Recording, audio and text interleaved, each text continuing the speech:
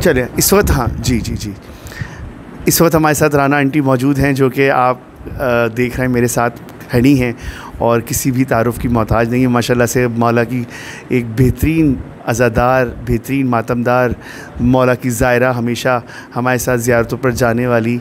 और आज हम उनके इस दौलत कदे पे मौजूद हैं जहाँ पे फ़र्श अज़ा बिछी हुई है।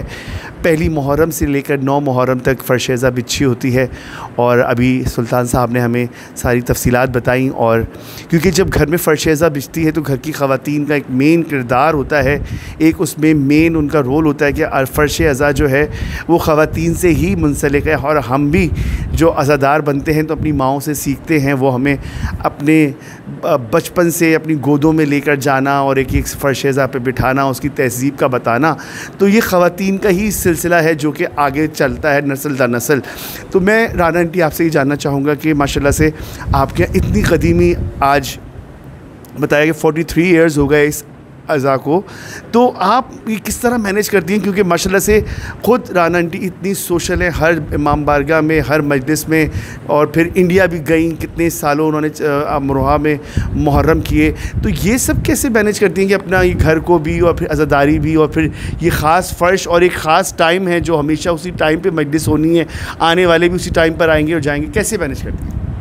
जी बस ये क्या कहूँ मैं कि ये सब मौला की करामत है, उनकी देन है। हम लोग तो खैर किस काबिल हैं कि उन्होंने ये मजलिसें हम लोग करवाते हैं उनके नाम की। और 82 से हमारे यहाँ ये असरा हो रहा है और ये हमारे सब घर वालों की पूरी टीम है कि मैं और ये इंडिया चले जाए। टीम वर्क है। मेरी देवर देवरानी है, मेरे और जो किराएदार इस घर में थे उन्होंने भी मजलिसें कराई अपने ही, जैसे अपने उसमें लोग होते थे, उन्होंने कहा नहीं हम मजलिसें कराएँगे।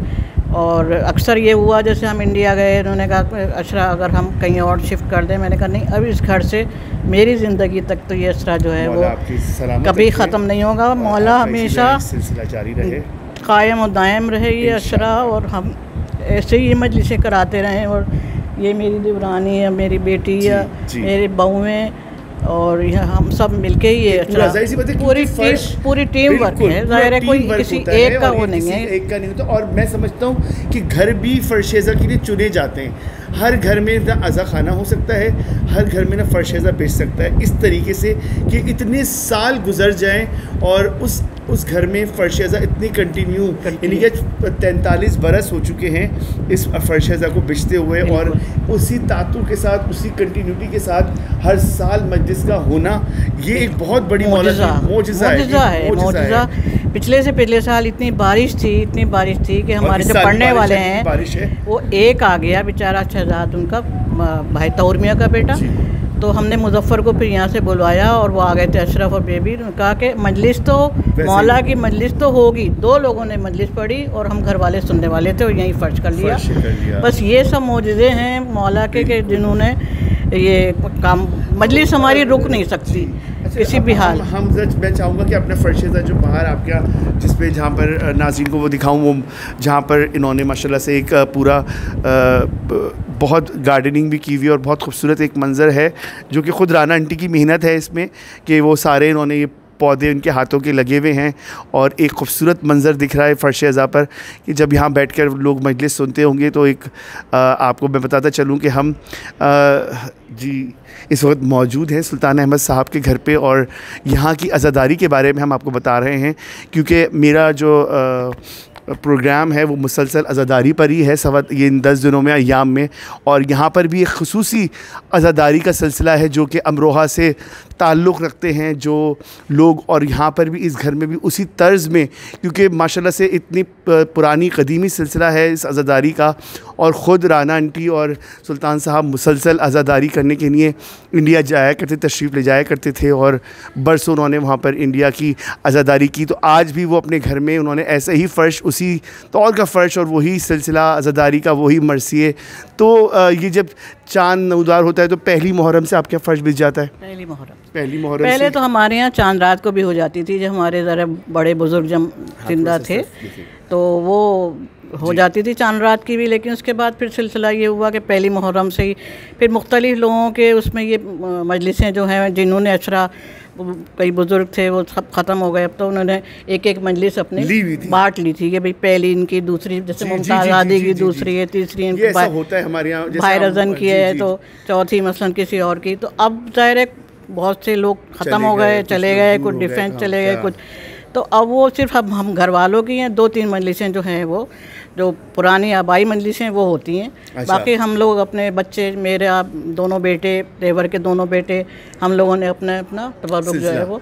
अच्छा। तो कितने बजे आपके टाइम मजलिस का? 8 बजे? हमारे यहाँ ठीक 8 बजे शुरू हो जाती है। 8 सवा 8 मतलब जैसे लोगों के आने लोगों को पता है स्टैंडर्ड टाइम। हाँ, स्टैंडर्ड टाइम जाना है मजलिस करनी। अब लोगों को ये होता है बड़े ज़ाकिरीन की मजलिसें भी हो रही होती हैं तो वो अटेंड करनी है। टोटल कितनी 35-40 मिनट की मजलिस होती है? कितनी तकरीबन? हमारी तकरीबन 1 घंटा या पौन घंटा मतलब ऐसे होता है। अच्छा। तो ये सिलसिला माशाल्लाह से नाज़रीन, मैं बताता चलूँ कि राना आंटी के इस फ़र्श अज़ा को 43 इयर्स हो चुके हैं और माशाल्लाह से ये सिलसिला जारी है।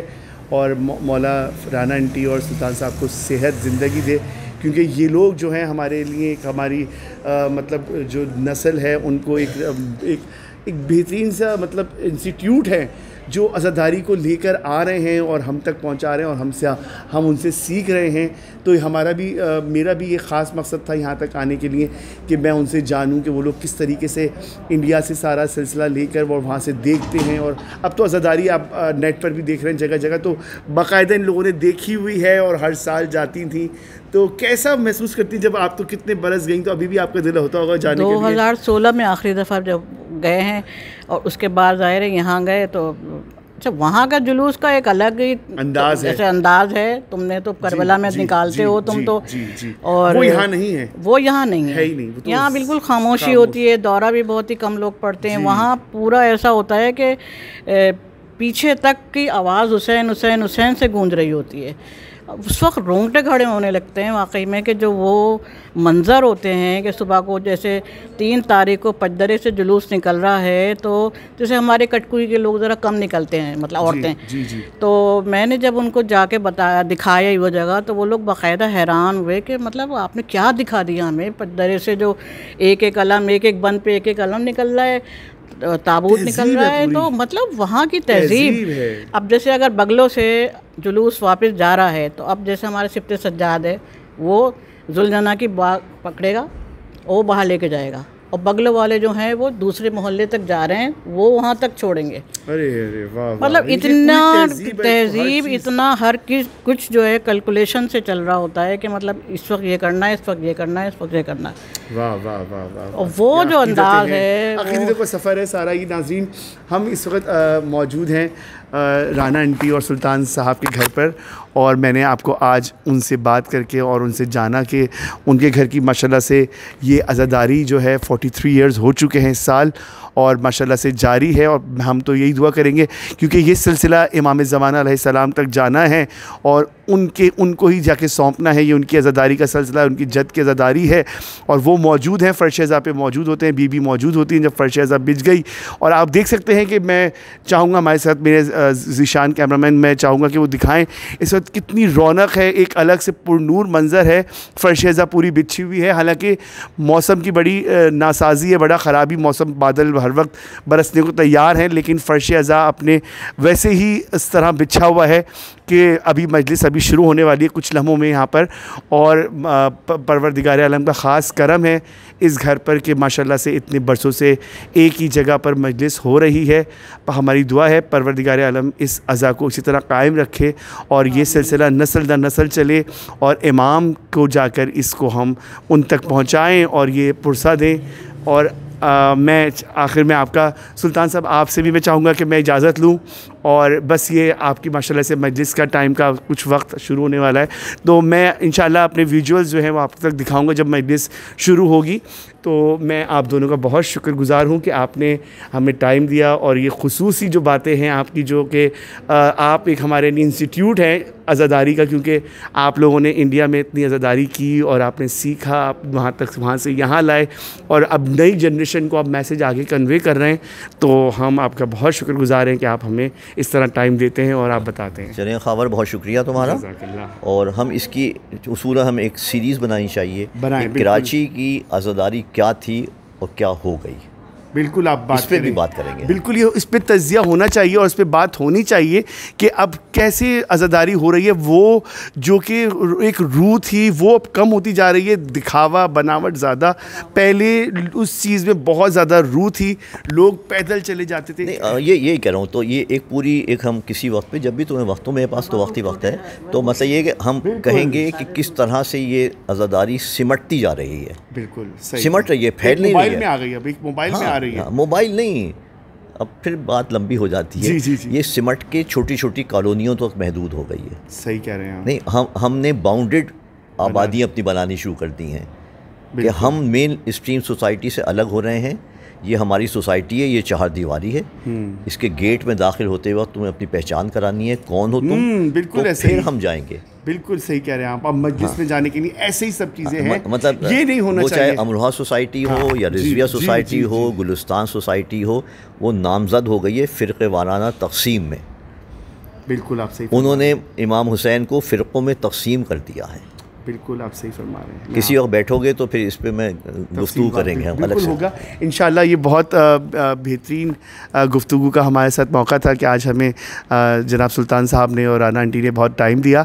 मैं बहुत शुक्रगुज़ार हूँ। नाज़रीन, आप देख रहे हैं कायम टीवी, देखते रहिए कायम टीवी। मेरे साथ मौजूद है मेरे ज़िशान और अच्छा राना आंटी भी शुक्रिया अदा करना चाहिए। हाँ भाई, मैं ख़ावर, जैसा कि हम कहते हैं तुम्हें मून, बहुत शुक्रिया तुम्हारा। और तुमने अपना इतना मतलब मसरूफ़ियत के बावजूद इतना टाइम निकाला, क्योंकि तुम तो हर वक्त माशाल्लाह मजलिस से पढ़ रहे हो और करवा रहे हो, और तो बहुत तुम्हारा नहीं ये बहुत ज़रूरी है, और क्योंकि नई जनरेशन को मैसेज आगे हमें करबला में इतना ख्याल रखते हो। हम तो हमेशा तुम्हारे, बस मौला आपको जल्दी से लेके जाए, हम वो वक्त साथ फिर दोबारा गुजारें। वो अब मैं वक्त आ रहा है ना, तो बस मेरा अजीब सा दिल नहीं। मौला इंशाल्लाह आपको बस सेहत दे, इंशाल्लाह अगले साल। बिल्कुल। बहुत शुक्रिया राना आंटी, बहुत शुक्रिया, जज़ाकल्लाह। आप देख रहे हैं कायम टीवी। मैं हूँ ख़ावर रज़ा नक़वी, ज़िशान कैमरामैन के साथ।